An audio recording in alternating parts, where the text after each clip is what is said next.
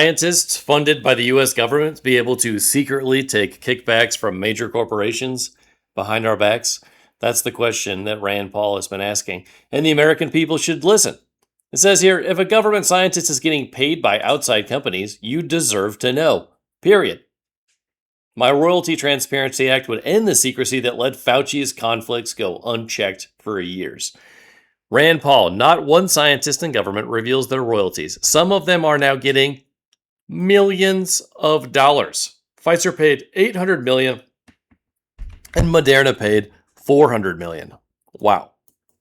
They're saying they knew that their funded research, which was done in China because there was less oversight, is what ultimately led to the development of SARS-CoV-2. That's why all these companies, that's why they have all these little labs all over the world, because they know the regulations in America are a lot stricter. So they're going to China, they're going to Ukraine, and they're going to many, many places. And it escaped from the lab. They knew there was a high, everything's a proportion, everything is a percentage. They knew there was a high chance it was, and they chose to cover it up because in the book I say this is about the business of science. This isn't about science, it's about the business of science. And people have to realize there are some good people in this world. There are good scientists who want to cure cancer, but there are many people getting millions of dollars. And there's nothing against money. I'm all for money, and good people should be paid for important discoveries. But they shouldn't be paid not to tell us the truth, and it should be exposed. I think all the scientists should have to reveal their royalties. Not one scientist in government reveals their royalties. Some of them are if you're working for a public institution, all that information should be public information. Now getting millions of dollars in this stuff. Pfizer paid $800 million and Moderna paid $400 million, and they've taken that money and now they put it in a foundation that I have no oversight in government over. Government has no oversight over. There's an NIH foundation that has $1.2 trillion in it, given from Big Pharma for their share of the... How corrupt is that? NIH, that's a government institution. They're receiving all kinds of money straight from corporations. It's not even lobbying. We've moved past that. It's just bribery at this point. Come on. COVID vaccine. So, no, it's an extraordinary thing where in private they were very open to the fact, leaning towards and in favor of the fact that the virus came from a lab. In public, they were disdainful. They got Facebook to take all our crap down. They got Facebook to take down the discussion of it as a conspiracy. That's an evil thing to do. Rand Paul was taken down all across social media. I don't want to name every company because, but you can look it up. It's easy to find. I mean, the news about this, Rand Paul was removed from social media across the internet, all the major companies during COVID. Like who was setting that shit up? And it's dishonest. It's not just you're a bad person. If you were in the government and you were leading people astray as to the cause of something because you funded, you deserve to be punished really in a criminal way. Yeah, that's very, very criminal. Here's this article from Senate.gov. Dr. Paul pens op-ed for The Hill, how the National Institutes of Health became a den of cronyism.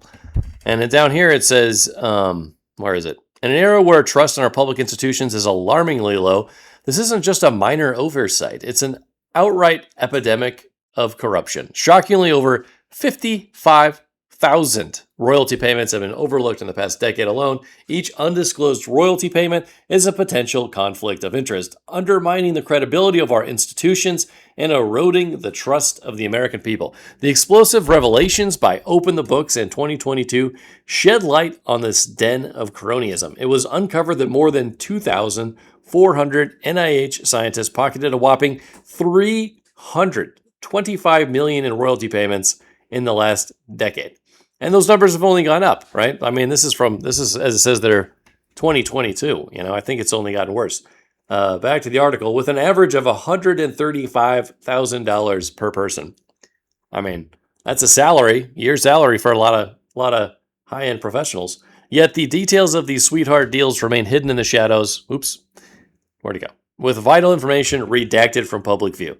Despite attempts to bring these details to light, the NIH refuses to disclose essential information, including the amounts of individual payments and the identities of the payers. This should be public information. Come on.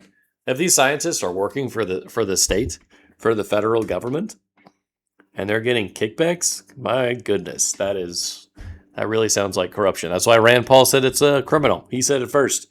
In June 2022, my Republican colleagues on the Homeland Security and Government Affairs Committee and that's Rand Paul, sent a letter to NIH demanding information about these royalty payments. But NIH is stonewalling, claiming they are above disclosing such details. It's the kind of arrogance that fuels distrust and raises legitimate concerns about whose interests our government agencies are truly serving. When I directly challenged Dr. Anthony Fauci, former director of the National Institute of Allergy and Infectious Diseases, on royalties paid by vaccine manufacturers to members of vaccine approval committees, Fauci argued that the law protects the scientists from revealing the royalties. The implications of these undisclosed payments extend far beyond simple bureaucratic secrecy. They cast a long shadow over the impartiality of our regulatory processes. So yeah, you could read the rest of that about Dr. Paul penning this op-ed about cronyism in the NIH. Definitely something worth looking into. You might want to check that out. Here's another video from Forbes, but it's really from a Senate hearing. We can watch this. Rand Paul lists frivolous studies paid for taxpayers by questioning Dr. J. I forget how to say his name, Bhattacharya or something. Dongs from food stamps. We have an epidemic of obesity, particularly among our poor, particularly among those on food stamps. Why not just take the food formulary and make it healthy food? We do this for WIC. We decided for pregnant women that we do. But I've had a bill out there for quite some time. I have no one from the other side of the aisle, so I'm glad to hear of your concern for junk food and hope I can get you to consider that.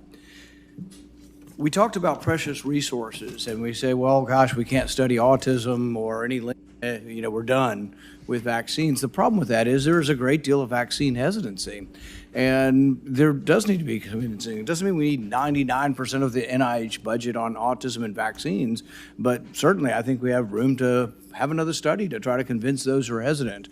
We ought to look at populations of people who take no vaccines, the Amish and others, and try to compare them in a scientific way to those who do and see if we can learn something from that. But one way to have more precious resources. The NIH just isn't interested in doing productive things. They're interested in getting kickbacks. So they're going to do what corporations want them to do, which is find new reasons and new explanations for why they need to sell more treatments. Is directed towards good science is to get rid of the frivolous studies. William Proxmire started talking about this in the 70s. I've been talking about this for a dozen years. This is from the NIH, 2.1 million studying whether or not when you're at the Luby's cafeteria and somebody in front of you sneezes on the food, are you more or less likely to take the food?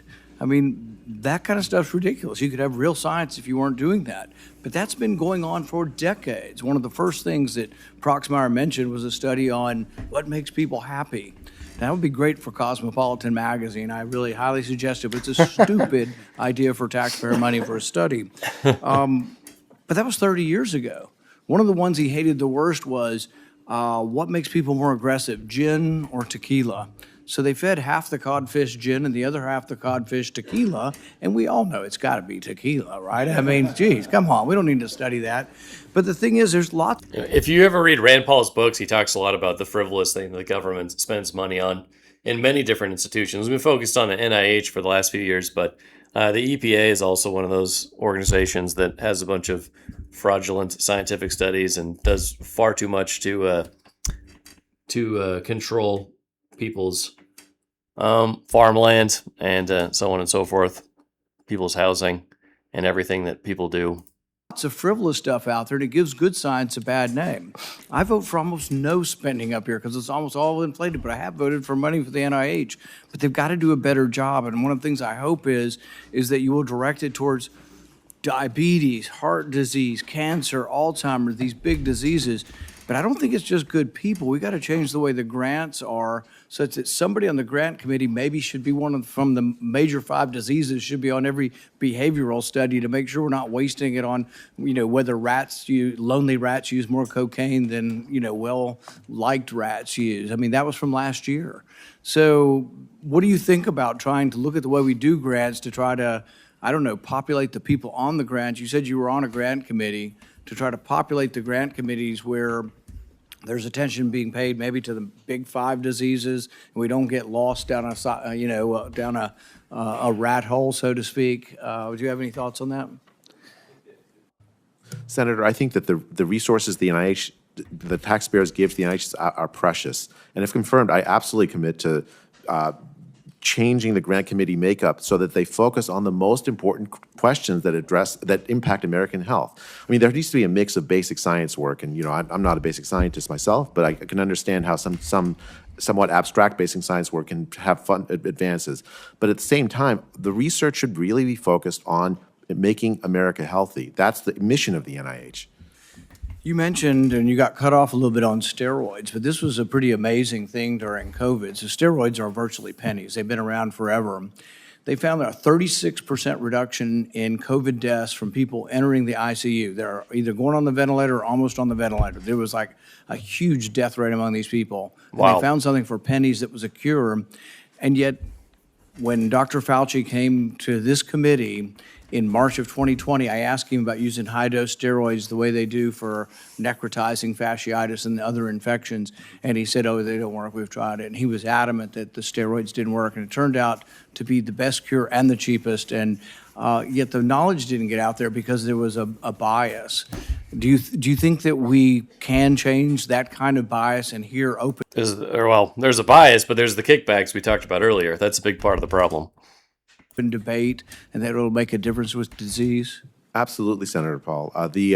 That was such a signal success of the pandemic, the study. But the shame is that it was a group in the UK that ran that study, not a group in the NIH. That's something the NIH ought to have run. Yes, but the NIH is not too interested in helping the American people, it seems, these days. Rand Paul has had plenty of criticisms over the last few years. But anyways, that's enough for this video. Thanks so much. Like, comment, share. Makes a huge difference. Appreciate it. Thanks for watching.